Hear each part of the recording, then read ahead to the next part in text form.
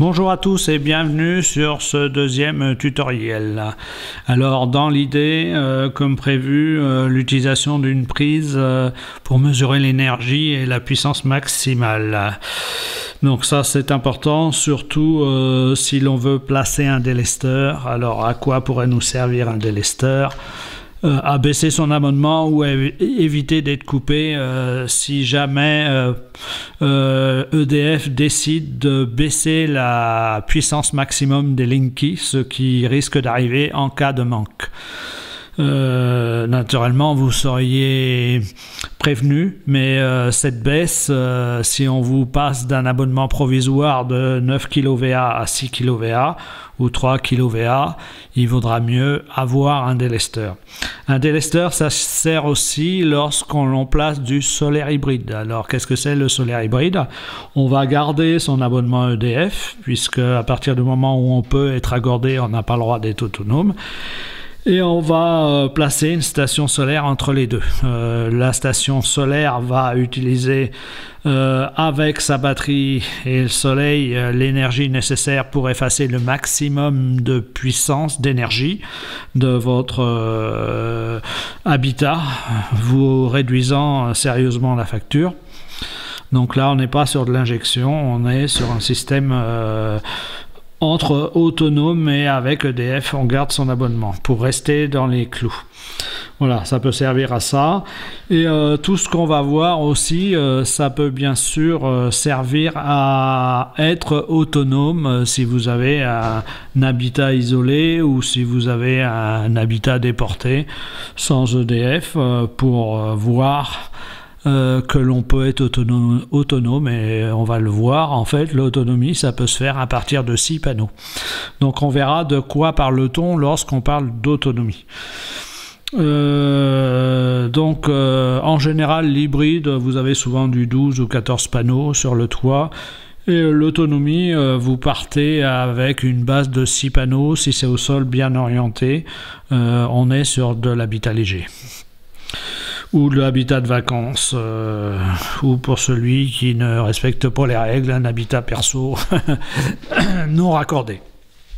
Donc voilà, alors nous, ce qu'on va voir, c'est l'utilisation de cet appareil qui est un wattmètre, Maxio, que l'on trouve partout sur internet, ça vaut 25 € et c'est quand même intéressant. Donc on va le brancher,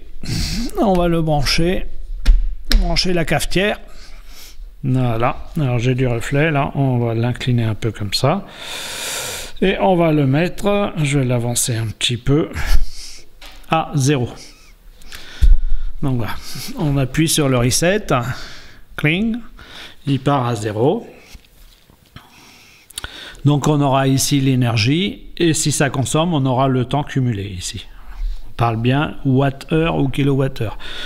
Donc je vais presser le bouton de la bouilloire qui va se lancer et c'est parti. Donc là, c'est la puissance instantanée. Nous, on va se placer en kilowattheure. Donc les kilowattheures, ça nous intéresse parce que ça va vraiment être l'énergie. Mais on va aussi regarder la puissance max. La puissance max d'une bouilloire est importante, mais pourtant son énergie consommée est faible. La puissance max d'une cafetière est importante, mais pourtant son énergie reste faible. Un micro-ondes, sa puissance est importante, mais pourtant son utilisation consomme peu d'énergie. Donc voilà, donc c'est bien ça. Lorsqu'on utilise du solaire ou lorsque vous allez baisser votre abonnement, il faut savoir que la somme des puissances ne doit pas dépasser. Alors le premier abonnement EDF c'est du 6 kW, c'est 6 kVA, c'est du volt-ampère. Et donc par exemple ici, si l'on regarde en puissance ici, on est à peu près à 2000 watts.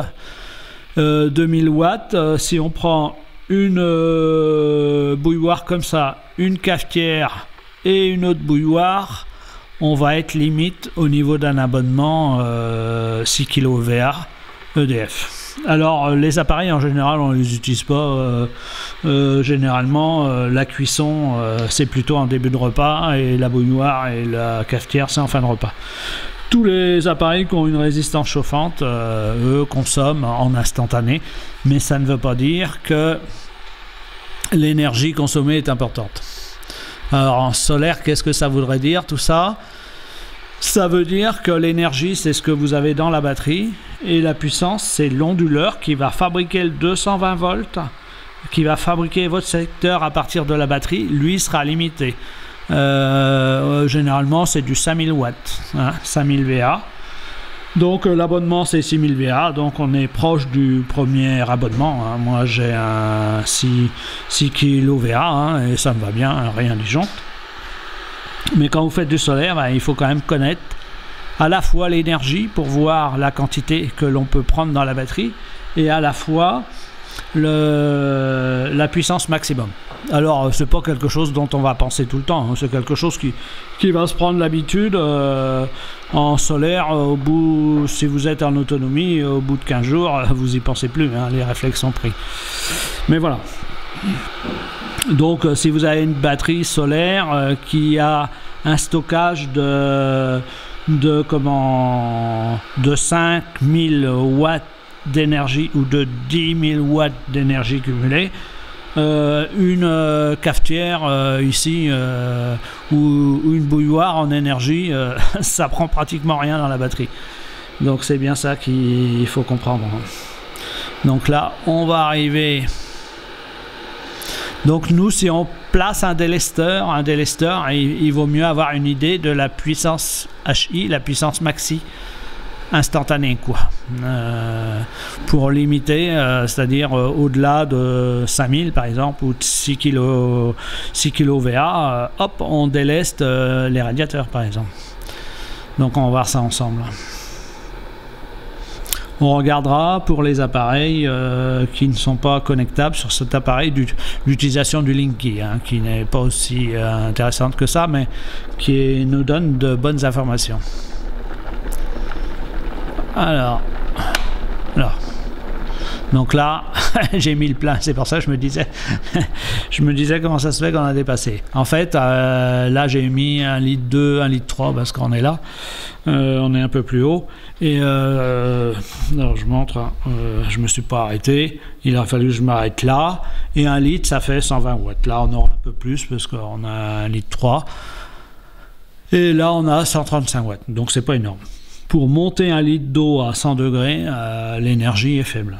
Ça veut dire le matin, on a plein de solutions, hein. Ça veut dire le matin, monter 1 litre d'eau à 100 degrés, c'est très peu d'énergie. Pour se laver, vous le mélangez, pour le descendre à 60 degrés, ça va faire au moins 2 ou 3 litres pour se raser et se laver, par exemple, sur une toilette qui ne soit pas une douche. Donc, vous voyez, quand vous êtes sur du solaire en autonomie, vous avez des petits ballons de 10 litres et en fait, compte, ça ne va pas consommer non plus énormément, quoi, par rapport à ce que vous avez stocké dans la batterie. Donc voilà, donc on regarde, là on a 135 watts parce qu'elle est pleine à ras-bord, hein. J'ai 1,3 litre. Normalement c'est 120 watts le litre.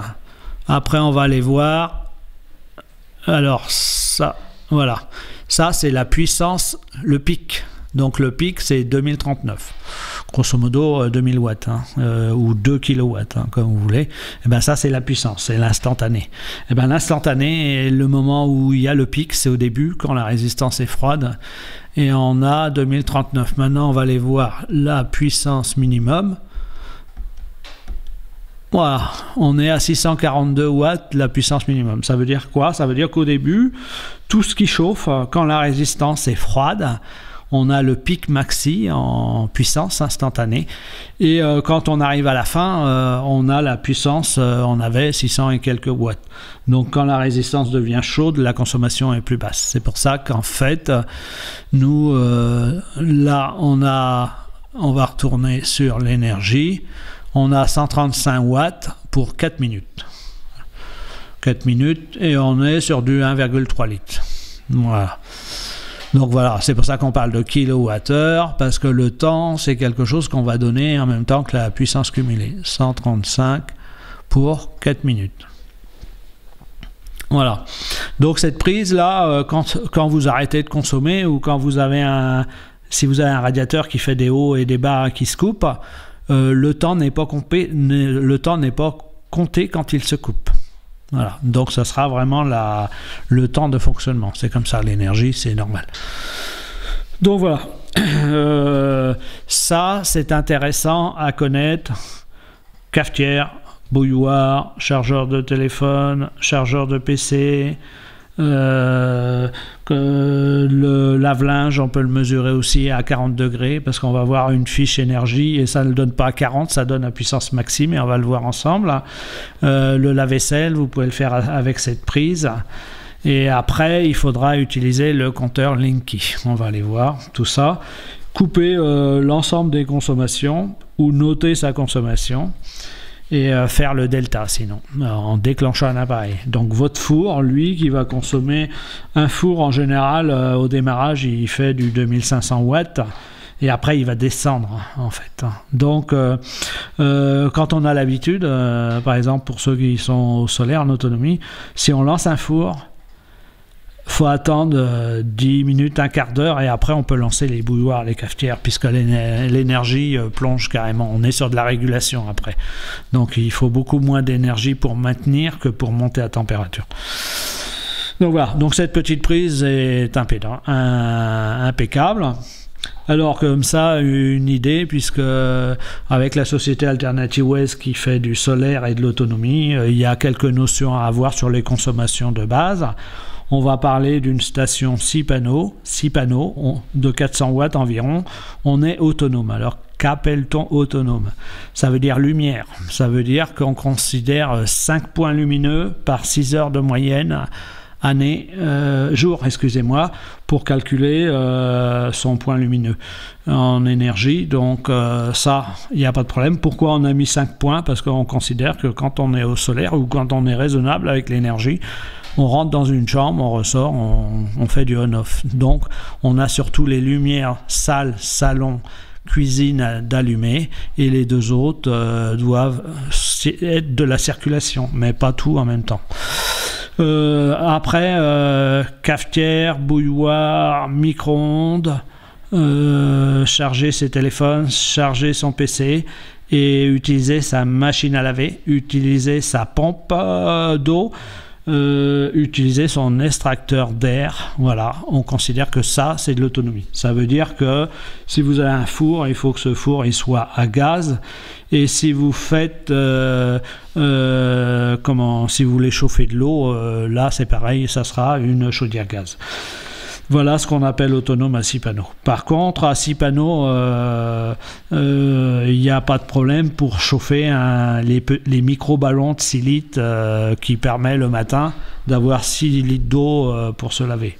Là, on est dans de l'habitat léger, donc c'est aussi des techniques utilisées, c'est-à-dire plutôt que de maintenir son chauffe-eau, on peut utiliser aussi un ballon intermédiaire et le commuter. Ça, on ne va pas en parler, mais voilà des solutions. Et je vous rappelle que quand vous quittez pour partir en vacances, on coupe le ballon d'eau chaude surtout, ça c'est important. On coupe la ADSL, et on l'a vu sur le premier tuto. On coupe les lumières, on va couper, on va vider son frigo pour charger le camping-car par exemple, et on va couper le frigo parce que le frigo c'est pas une grosse consommation mais c'est du H24. Donc le congélateur on peut pas le couper, et le chauffage naturellement on met l'antigel, sauf si c'est humide, on va placer un petit 14-15 degrés et on va pouvoir partir en vacances. Ne pas faire ça, c'est carrément irraisonnable, c'est gaspiller l'énergie. L'énergie c'est quelque chose qui va nous manquer dans les années à venir, donc il faudra l'utiliser de manière intelligente. De plus, l'impact carbone, vous verrez que si vous prenez un camping-car l'hiver et que tout ce que vous allez économiser dans l'habitat au niveau carbone va s'équilibrer avec votre déplacement, avec votre camping-car. Donc c'est intéressant de le faire. Hein, on parle d'équilibrer en 2050, et ben, commencez à équilibrer votre impact carbone quand vous avez un camping-car en délestant tout ce qui est délestable à la maison. Ça malheureusement, c'est encore des gestes qui sont encore un peu limités. Bon, autrement, pour un four, c'est une prise spécifique, donc on va utiliser le Linky. Et le chauffage, ça c'est pareil, si vous voulez des consommations de chauffage, il faudra noter la température extérieure et le faire plusieurs fois pour avoir une bonne idée en fonction de la température extérieure. Donc, on va voir comment fonctionne le Linky. Voilà, nous voilà devant le compteur Linky. Donc le premier menu où vous avez une valeur, il s'agit de l'énergie consommée depuis le début. Donc moi, depuis mon Linky, j'ai consommé 17 472 watts ou voltampères. Il y a une petite différence entre les watts et les voltampères, mais on va pas faire la différence. C'est technique, c'est sensiblement pareil. Donc si par exemple vous voulez tester votre four, vous notez cette valeur là, vous coupez tous les autres appareils, vous lancez votre cuisson et à la fin de votre cuisson vous faites la différence et vous avez l'énergie consommée de votre four. Et si après minuit, alors on va passer à la suivante, donc là vous avez l'instantané hein, en puissance et juste après vous avez le max. Le max est remis à 0 à minuit. Ça veut dire que si vous avez délesté tout ce qui consomme, vous allez pouvoir avoir un affichage de la puissance max du four. Ça c'est intéressant. Et voilà ce qui est à faire pour le four parce que c'est une prise spécifique. Et vous pouvez aussi le faire pour le chauffage en mettant pleine puissance et vous dire ben voilà, la puissance max de l'ensemble de mes radiateurs fera tant. Et c'est avec cela que vous pourrez choisir votre stratégie. Donc voilà, le compteur Linky, c'est des choses ici qui sont importantes. Il y a plein d'autres choses, on peut voir l'abonnement. Hein. L'abonnement, donc moi c'est un 6 kVA. Donc il y a des abonnements de 3 kVA, de 9 kVA ou 12 kVA, avec ou sans les heures creuses. Donc là mon autofocus qui me lâche un petit peu, peu importe. Voilà. Donc tout ça c'est juste pour voir où vous en êtes au niveau de l'abonnement. Et si journalier vous êtes inférieur à 6 kVA de puissance max, et ben vous savez, et que vous avez un abonnement de 9 kVA, ça veut dire que vous pouvez descendre un abonnement. C'est un coût inférieur. Donc pensez à tout cela. Voire pour certains d'ailleurs, on peut descendre jusqu'à 3 kVA. Moi par exemple, si je regarde aujourd'hui, alors je vais le lire parce que mon focus a du mal à suivre.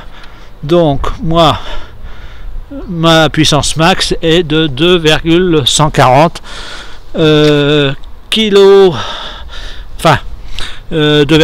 kilowatts ou kilovoltampères, peu importe. 2140 volts ampères, donc moi je pourrais prendre un abonnement, si tous les jours se ressemble à celui-ci, un abonnement 3,3 kVA. Donc voilà, je vais couper parce que je suis dehors et il pleut. Alors nous voilà sur la fiche énergie. On parle d'électroménager, hein, il est important de les regarder, c'est une bonne référence. Et en plus ça pousse les industriels à aller de plus en plus loin. Donc dommage qu'on n'ait pas fait la même chose dans l'automobile. Donc voilà, alors on va parler d'un lave-linge 9 kg, hein, c'est quelque chose d'énorme et il a un système d'induction pour une chauffe rapide. Donc voilà, aujourd'hui, contrairement à celle d'hier où vous aviez du A+++, ou d'ailleurs le plus, la plupart des gens ne savaient pas que c'était 20% de mieux que le seuil, et que 3+, c'était 60% de mieux que le seuil. La plupart des gens ne savaient pas. Et en plus, sur un lave-linge, on nous donnait une énergie à l'année et on ne savait pas combien il y avait de cycles. On ne connaissait pas la tambouille au niveau des normes. Donc, c'est vrai qu'elle était quand même un peu inefficace. Aujourd'hui, c'est super pratique. Là, vous voyez, vous avez sur ce lave-linge 66 kW sur 100 cycles, sans lavage. Donc vous divisez par 100 et vous avez le lavage de référence qui est à 660 watts. Alors on regarde, on a une horloge aussi qui nous dit que le cycle fait 3h40, donc c'est super. On a tout. Ici, voilà. Bon, si vous chauffez, si vous lavez à 40 degrés sur un cycle éco, vous allez bien être inférieur, naturellement. Mais c'est déjà une référence sur ce gros cycle. Et si vous regardez la notice, vous allez tout de suite voir quel cycle fait 3,40. Donc est-ce qu'on est sur du 90 degrés? Là, je n'en sais rien, mais on est sur un gros cycle quand même. Bon, là, on nous donne en plus le poids de la machine. Bon, ça en donnait. La quantité d'eau consommée. Là, on est sur du 50 litres, là aussi. Pas mal, hein, pour une 9 kilos. Et on nous donne quelque chose de nouveau qui est la qualité de l'essorage. Ça, c'est une donnée qu'il n'y avait pas. Et naturellement, comme les autres fiches avant, on va nous donner le niveau sonore en décibels. Donc là, maintenant, le lave-linge et le lave-vaisselle, donc on n'a plus grand-chose à dire. Tout est là. Donc ça, c'est super. Naturellement, la prise énergie sera encore là pour vous dire quelle est la puissance max en watts HI, vous vous rappelez. Mais par contre, au niveau de l'énergie, vous savez combien consomme votre appareil. Vous connaissez le prix de votre kilowatt, vous savez combien vous coûte un lavage. Donc c'est très intéressant. Et en plus, ça permet de performer entre industriels et vous de comparer aussi et d'inciter les industriels à descendre leurs chiffres. Donc tout va bien. On ira vers le A. Pour l'instant, dans le A, il n'y en a pas. Il n'y en a aucun parce que ça a été réétagé pour libérer le A et le B. Les plus n'existeront plus. Et là, avant de passer dans le B, alors on en voit quelques-uns. Hein. J'ai vu un lave-linge qui, ça y est, commençait dans le B. Donc ça commence. Mais dans le A, pour l'instant, il n'y a aucune machine. Le but, c'est de booster les industriels. Et ça fonctionne. Donc ces fiches, elles sont importantes. Alors pour le frigo, hein, c'est plus facile, c'est comme avant. Vous avez une consommation à l'année, par exemple 150 kWh année. Vous divisez les 150 par 365 jours et vous avez la consommation d'une journée.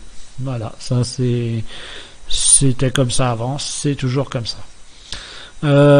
Pour le sèche-linge, on est sur le même système. 100 cycles ou 200 cycles et on a la consommation, ça c'est toujours intéressant. Et voilà, donc vous avez trois moyens de connaître à peu près l'énergie dépensée de vos appareils, hein, vos fiches énergie quand vous achetez le matériel, le compteur Linky maintenant et la prise énergie qu'on a vu en début de vidéo. Donc aujourd'hui, vous devez connaître à peu près, alors là ça nous dit pas les puissances, mais comme vous avez votre prise énergie, vous allez connaître la puissance maximum de votre lave-linge, qui sera naturellement au moment où la résistance va commencer à chauffer l'eau. Voilà, donc vous avez votre prise pour ça. Autrement, pour un four, hein, vous utilisez le Linky, hein, et le four c'est à froid où il va consommer le plus. Et certains fours, vous avez une montée rapide en température et là ça consomme encore plus, mais c'est plus rapide, hein, c'est pour les pizzas. Donc à vous de voir et d'utiliser le Linky pour ça. Donc tout ça, une fois que vous allez avoir tout dans les mains, normalement on est prêt à réfléchir à comment placer un délesteur. Donc on va placer un délesteur. On va calculer la puissance max de basculement et on va voir ce qu'il est intelligent de mettre en deuxième zone ou troisième zone si vous prenez un délesteur de zone. Nous on prendra un délesteur qui aura une zone principale et une zone secondaire, mais vous pouvez en avoir qui auront deux zones secondaires. Donc par exemple, il est intéressant de délester les chauffages électriques des couloirs et des chambres. Il est intéressant de délester le congélateur. Il est intéressant de délester un sèche-linge. Il est intéressant de délester, si vous n'avez pas les heures creuses, un ballon d'eau chaude de 150 litres. Donc tout ça, on va regarder ensemble et c'est ça qui est intéressant à faire. Et pour certains, ça permettra de passer à l'abonnement en dessous. Alors, je ne sais pas aujourd'hui les prix, je n'ai pas regardé les prix. Je pense pas que ça soit hyper significatif, mais surtout si par exemple EDF décide de vous placer tous sur un 6 kVA provisoirement parce que vous aurez eu l'alerte d'EcoWatt comme quoi il y aurait des coupures, donc ils vont vous baisser ça probablement en lançant une modification du Linky provisoire avec votre délesteur. Vous allez être tranquille. Donc vous n'allez pas dépasser la puissance du 6 kVA par exemple. Donc voilà, on va voir tout ça. Et le fait de le faire aussi, le fait d'examiner, le fait d'aller jouer avec le Linky, le fait de commencer à regarder son énergie, c'est déjà un bon début. Vous avez le pied dedans. Vous êtes pratiquement prêt pour travailler avec du solaire. Donc là, c'est intéressant. Souvent, c'est un jeu d'ailleurs. Voilà. Et autrement, si vous voulez voir l'énergie dont on dispose avec les panneaux solaires au centre de la France, connectez-vous sur le catalogue d'Alternative Ways qui donne en fonction de ces stations. Donc vous faites un proportionnel par rapport au nombre de panneaux. Et ce qui est important de savoir, c'est sa production d'hiver qui est bien moindre et sa production d'été est bien plus. Quand on parle d'autonomie 6 panneaux, eh ben les 6 panneaux l'été nous permettent de chauffer un chauffe-eau de 100 ou 150 litres. Donc intéressant. Donc voilà, le solaire c'est pas quelque chose de stable. Si vous avez des journées courtes, vous avez moins de production. Mais l'été, vous en avez énormément. Et en intersaison, c'est confortable. Je vous remercie. Alors, on va voir le délesteur la prochaine fois et la stratégie que l'on met en place. Donc là, ça va commencer à devenir intéressant. Donc, j'afficherai peut-être... Non, vous allez le faire vous-même. Classer tous les appareils avec l'énergie consommée et la puissance max, le pic. C'est toujours voilà, important. Je vous remercie. On va continuer tout ça et pour avoir le plus de confort possible sans avoir de couac. Donc, à la prochaine.